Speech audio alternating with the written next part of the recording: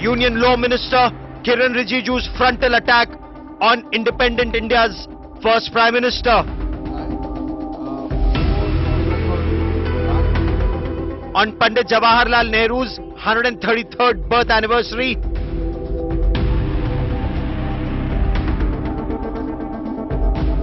The Law Minister highlights what he calls are 5 historical blunders of Nehru on Jammu and Kashmir.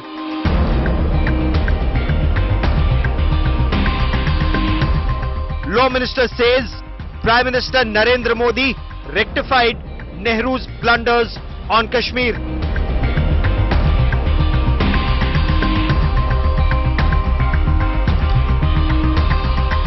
Law Minister says Modi put India first. Law Minister exclusive is our top focus on India first.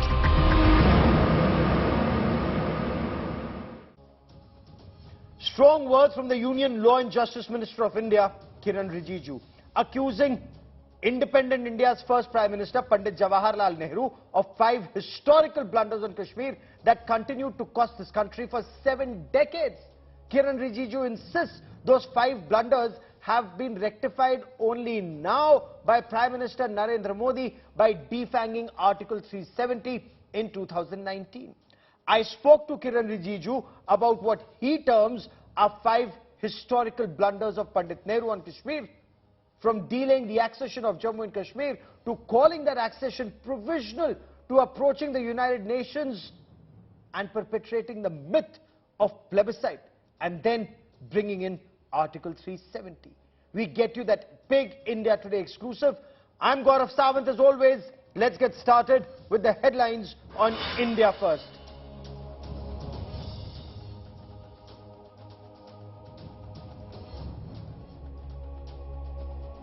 Shocking murder in the national capital. 27-year-old girl Shraddha killed by her live-in partner Aftab. Body chopped in 35 pieces, stored in a refrigerator, disposed of across the city over 18 days. Aftab is now in police custody.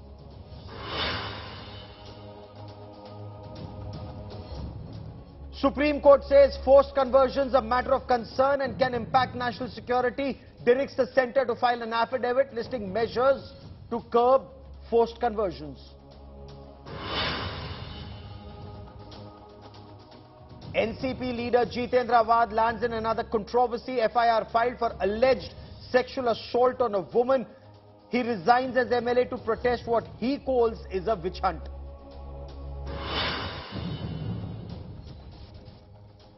Prime Minister Narendra Modi arrives in Indonesia to attend the G20 summit. He will formally take over as India's G20 chairman for 2023. In 45 hours, he will have 20 engagements in Bali. First face-to-face meeting between Joe Biden and Xi Jinping at the G20 summit. The two leaders meet for about 3 hours, discuss the Russia-Ukraine war and the Taiwan tussle.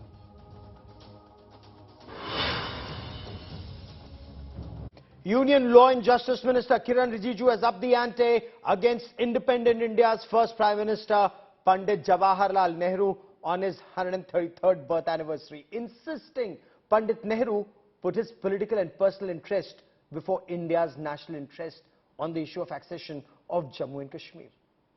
Union Law and Justice Minister Kiren Rijiju now joins me for more on this big political debate. Mr. Rijiju, that's a very serious charge that you have levelled against Pandit Nehru. How did Pandit Nehru put political interest or personal interest before national interest, as you put it, sir? First of all, today is Pandit Jawaharlal Nehru's birthday. He was our first Prime Minister, and I pay my tributes to him. And as a part of the democratic system in which we are working, nobody should stand above criticism. Whatever has been done, if it is wrong, we should correct it, we should admit it. If anything good has been done, we should appreciate it. When it comes to the issue of Kashmir, we all are concerned because Kashmir has been an issue which has caused so much of loss, so much of pain, so much of tragedy for too many people. Okay. And looking at the history, it is very important that the facts of the history must be put before the people of the country. So what I have done is simply telling the truth to the country. All the records, all the papers which I have quoted are well before the people. Anybody who disputes these facts can go back to the records of the parliament and check it by themselves. So I have not stated anything on my own. I have not distorted the history. Rather, I have put the facts of the history before the nation. Okay. Sir, let's take this step by step and one by one. You quote from Pandit Jawaharlal Nehru's Lok Sabha speech from 1952 to say that the question of accession first came up before him in July 1947, before independence, but of course informally. So was it only Pandit Jawaharlal Nehru's blunder, as you put it, or was it a collective failure of the then cabinet and government that there wasn't forward movement on it immediately? If any decision is taken collectively, or if there is any action or decision by the cabinet, we will put cabinet into question. But here it is Nehruji who himself have admitted that the matter came before him, the proposal came before him as an individual, and he said the time was not right for the Kashmir to be merged with India. So he in fact deferred the accession of Jammu and Kashmir with India. So that is how he prolonged it, he procrastinated the whole things, and it delayed, and which led to the invasion of the Kabilas and all these people, Pakistani forces. And when Indian forces made the intervention, by that time the part of Kashmir, which is a Pakistan occupied Kashmir, and Baltistan, this has been occupied by the Pakistani forces, and that is why we are concerned that due to the incompetency or inaction or wrong action by first Prime Minister Pandit Nehruji, India had to pay a heavy price, and all those blunders which were committed are being corrected. That is why I had stated the wrong done by Nehruji has been undone by Narendra Modi ji. Okay, okay. Sir, you're accusing independent India's first Prime Minister of being incompetent on the issue of accession of Jammu and Kashmir with the rest of the country. So are you saying that Pandit Jawaharlal Nehru was wrong to treat Kashmir as a special case, or saying that it would not be right or proper to rush things there? Was Pandit Nehru following the correct course of action, or was he following a wrong course of action, sir? No, that is not correct, because if every princely state is to be merged with the Union of India with the consultation of the then rulers, then why should Kashmir be treated separately when the Kashmir ruler Maharaja Hari Singh already had expressed his willingness to merge with India? Why Nehruji had said that Kashmir is different and the will of the people of Kashmir must be taken into account, and special treatment is to be given to Sheikh Abdullah Sahab? Why this different yardsticks were applied in the case of Kashmir, because of which the afterwards problem came. Okay. And when the Kashmir issue was taken to the United Nations under wrong provisions, then unnecessarily the internal issue has been externalized, and it has been made as an international issue, and Pakistan has been given unduly platform and opportunity to raise in all the important international forums. So subsequently then comes the Article 370. So there are so many issues combined which could be termed as a series of blunders by Pandit Nehruji. Okay. Sir, give me a moment. I'll come back to Article 370 in just a moment. But on taking the Kashmir issue to the United Nations, did Pandit Jawaharlal Nehru lack proper legal advice going to the UN under wrong article, as you put it? One, Should he not have gone to the UN at all? Two, should he not have been advised better by the then law minister and law officers that Pakistan became a party and not be seen as an aggressor that Pakistan truly was? Precisely, that is my point, that Kashmir is an integral part of India. It should be treated as an internal matter. By taking Kashmir to United Nations, you are unnecessarily making it an international issue. So that is why I said these are some of the blunders which we must admit that it's a blunder. Of course, I can't go back and correct the history, but whatever is fact must be admitted. That is why the corrective course or whatever steps are to be taken has been taken by Modi ji. So these are something which everybody should accept it. I'm not throwing something out of blue. These are well before the people. The facts are lying before us, and we should purely look from that angle only, based on the facts and figures. Okay. Sir, explain the myth, as you put it, of UN mandated plebiscite. You talk of this, you also talk about the creation of the divisive Article 370. So how is this UN mandated plebiscite a blunder? First of all, I already stated about why United Nations should come into the Kashmir affairs. So once Kashmir issue was brought before the United Nations, and they gave three conditions which you all very well know, that Pakistan had to withdraw their forces from the Pakistan occupied Kashmir and other areas. So that Pakistan didn't do, so the plebiscite and all doesn't come into the picture. So after that, what I'm saying is, Article 370 has been created to put Kashmir as a distinct and separate identity which is not at par with the other states and union territories. Now, all the government of India has been launching important schemes, provisions. These were never applicable in Jammu and Kashmir.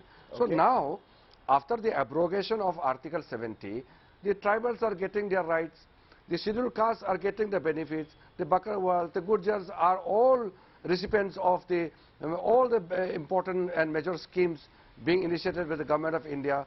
Women are getting their rights. So now the true spirit of democracy is now visible on the ground in Jammu and Kashmir. That is why Modi ji's historic decision and decision to remove Article 370 has been one of the most important decisions ever taken in the history of independent India. Sir, I'll give you a moment. I'll come to the issue of Article 370 in just a moment. But for a moment, I want to take you back to 1946, where you write that Pandit Nehru plunged headlong into the Quit Kashmir movement. This was against the Dogra Hindu Maharaja of Kashmir, Maharaja Hari Singh. Why was Pandit Nehru joining the Quit Kashmir movement, in the view of the Law Minister of India, a wrong move, a blunder? Absolutely, it's so crystal clear that when we are talking about making India a free nation, and there in Kashmir they are talking about quit India, and this something like, Kashmir is always and has been always part of India, and to support a separatist movement in Kashmir by any Indian leader itself is wrong. Acharya Kripanani also had mentioned about when he visited Kashmir. So that means within the Congress party, Pandit Nehruji's stand was different from rest of the Congress leaders. Sir, you've leveled a very serious charge against Pandit Jawaharlal Nehru, accusing him of trying to put his agenda or fulfill some agenda before keeping India first. What was putting this personal and political agenda before national interest? Because again, you're quoting Maharaja Hari Singh in 1931 roundtable conferences saying he was an Indian first and a Maharaja later. But what was, in your appreciation, Pandit Jawaharlal Nehru's agenda that came before Indian national interest? In the words of Nehru himself, everything is crystal clear. that when he said that the interest of Sheikh Abdullah has to be taken into consideration. The people of Jammu and Kashmir, larger people of Jammu and Kashmir, which are majority of them are Muslims, are to be consulted. All these yardsticks, you can very well see that it was driven by Nehru himself. No other Congress leader had stated that other than the ruler, anybody should be consulted for the accession. That is why when Nehruji's personal relationship with Sheikh Abdullah is very well known, and Nehruji in his own words have said that the interest of the Sheikh Abdullah has to be taken into account, and the administrative reforms should be done before or prior to the accession of Kashmir. All this leads to one single conclusion, that Nehruji had his own agenda, which he put it above the national interest. And on what basis? On what basis are you concluding that Maharaja Hari Singh did not want a provisional accession to India and that this was Pandit Jawaharlal Nehru's idea? After all, the Maharaja had very clearly talked of and had a standstill agreement both with India and Pakistan till he made up his mind, sir. So even after independence, he hadn't made up his mind. Precisely when Maharaja Hari Singh ji had made his intention very clear, things should have been a natural follow-up of Maharaja Hari Singh's wish. So when that was being ignored and Nehruji kept on deterring the proposal being offered by Maharaja Hari Singh ji, that shows how Nehruji had played a different role. I am not saying that Nehruji is anti-national. I am not saying that Nehruji had something he wanted to harm India. But what he did led to the harming of the national interest, and which exists till today, till Modi ji became Prime Minister. The problem was so acute, and today only after so many years we can see that Kashmir has the full semblance of Indian rules, Indian laws on the ground. Sir, are you arguing today that the 5 historical blunders, as you put it, of Pandit Jawaharlal Nehru in 1947 have only been rectified by Prime Minister Narendra Modi 7 decades later? Absolutely. The blunders committed by Nehruji, all the wrongs done by Pandit Nehruji are completely undone by Narendra Modi ji, and this is a fact. And some people may look from the political angle, but for the years to come, generations to generation, people of India will salute Prime Minister Narendra Modi for once and for all settling the issue of Kashmir as it stands today. I'm not talking about the Pakistan occupied Kashmir or Gilgit-Baltistan, but within the territory of Jammu and Kashmir, which is now well under the control of our administration, the history has been made and people will never forget that. Okay. But sir, are Gilgit and Baltistan part of Pakistan occupied Kashmir next on your agenda? We've seen statements that have come from the Raksha Mantri. We've seen statements that have come from top army officers in Jammu and Kashmir. I'm not going to talk about that. I'm talking about something which is fact and lying before us, which every Indian must know the truth, and truth must be told. Okay. Kiren Rijiju, the Law and Justice Minister of India, for joining me here on India Today. Many thanks. Thank you. A young interfaith couple, 27-year-old Shraddha and 28-year-old Aftab Amin Poonawala, they ran away from Mumbai because Shraddha's family was opposed to the relationship. In May this year, there were no longer any updates coming from Shraddha to her family. Her phone was switched off. On the 8th of November, her family pressed the panic button. They filed a missing persons complaint and then unraveled a gory tale of love, death and savagery. Our Crime Bureau with this report.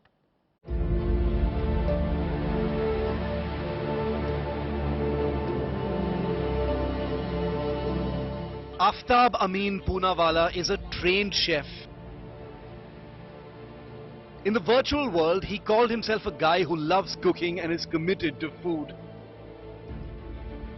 In reality, he allegedly strangled his live-in partner Shraddha, chopped her body into at least 35 pieces and disposed of them in the forests of Chhatarpur on the outskirts of Delhi. Aftab has told the police that he killed Shraddha because she was pressuring him to marry her. The murder allegedly took place in mid-May this year. The police say Aftab used a saw to cut Shraddha's body into at least 35 different pieces. He then stored her body parts in a 300-litre LG fridge. The pieces of his partner's body were kept in the fridge for nearly 18 days. Aftab says he used incense sticks to cover the stench of the dead body in the house. ये fridge खरीद करके आफ्ताब लाता है, उसके बाद flat में इस fridge को रखता है, उसके बाद श्रद्धा की बॉडी के लगातार वो टुकड़े करता है, उन टुकड़ों को इस फ्रिज में वो रखता है और जैसा पूछताछ में उसने बताया है कि एक एक टुकड़ा रोज वो फ्रिज से निकालता था, पॉलीथीन में डालता था, उसके बाद बैग में उसे रखकर तकरीबन रात को 2 बजे आफ्ताब अपने फ्लैट से निकलता था और छतरपुर के आसपास जो जंगल है वहां रोजाना एक टुकड़ा फेंकता था. Over 18 days, Aftab is said to have disposed of pieces of Shraddha at different places in the Chhatarpur forests of Delhi. He would step out every day after 2 a.m. to get rid of a different body part. He would carry them in a plastic bag, throw the pieces out in a forest and carry the bag back home. The Delhi police are now hunting for traces of Shraddha's dismembered body.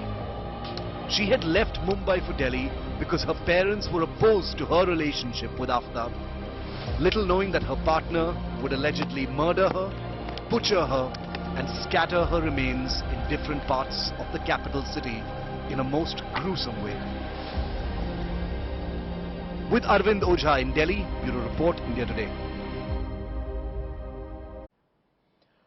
Police say Aftab and Shraddha met through a dating app in 2019 and then they moved in together in a rented house in Delhi's Chhatarpur, Mehrauli area.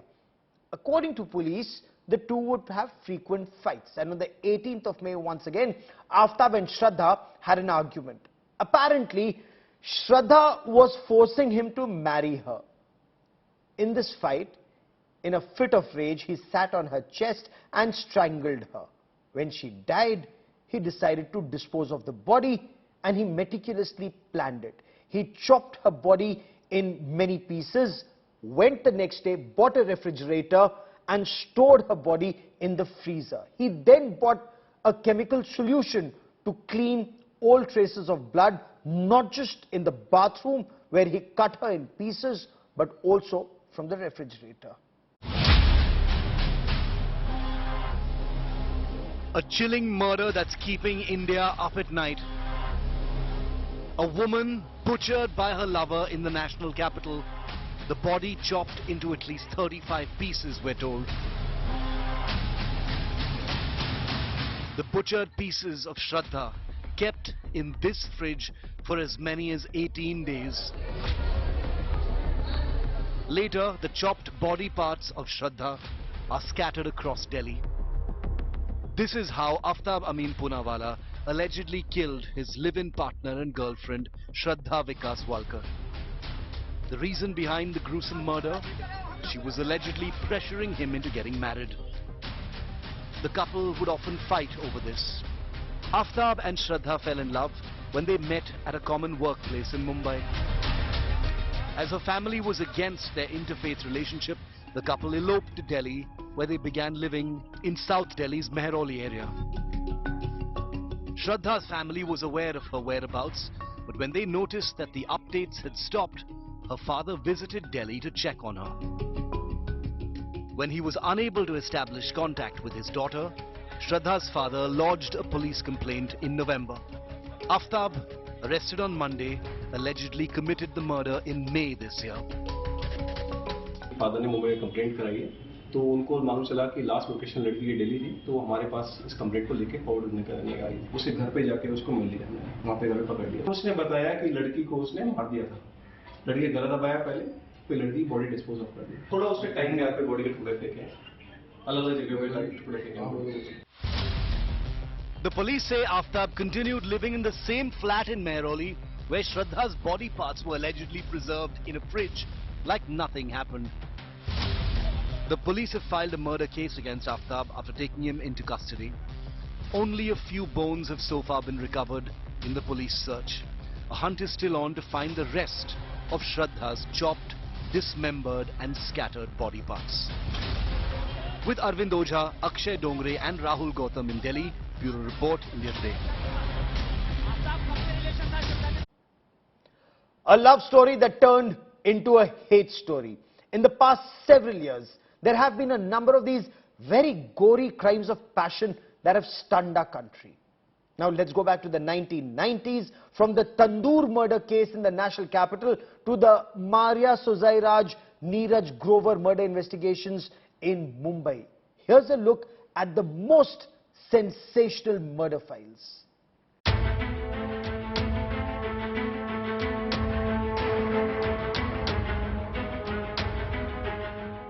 When love turns fatal and lovers turn murderers.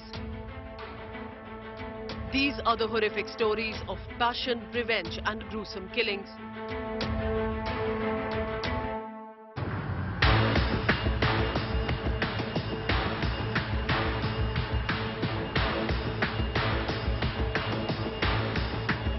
In 1995, a macabre murder of 29-year-old Naina Sahni, who was killed and then burnt in Delhi's Ashoka Hotel's restaurant Tandoor, stunning India. Her husband Sushil Sharma, a Delhi Congress MLA, was the prime accused. Cops said he first shot Naina twice, instantly killing her in a drunken rage on suspicion of alleged affairs, and then chopped her into pieces. At the Baghya restaurant, a cop saw an unusually large fire over a tandoor with scraps of paper and wood, and a human torso sticking out. Sharma attempted alibi, but the evidence finally nailed him. Body of Mumbai-based television executive Neeraj Grover was chopped into pieces, stuffed into 3 bags and set on fire in a forest. 14 days after, Maria Sozairaj, a struggling Kannada actress, lodged a complaint with the Malad police that her friend has gone missing after leaving her house on 7th May 2008. Later it was found that she was involved in his killing. Maria's fiancé, Emil Jerome, a naval officer, had killed Neeraj in a fit of rage. The reason? Grover had stayed at Maria's apartment and Jerome found out. Suspecting an affair, he flew down to Mumbai from Kochi and found them together. Shockingly, Maria helped Jerome to dispose the body off after purchasing a chopper from a shopping mall.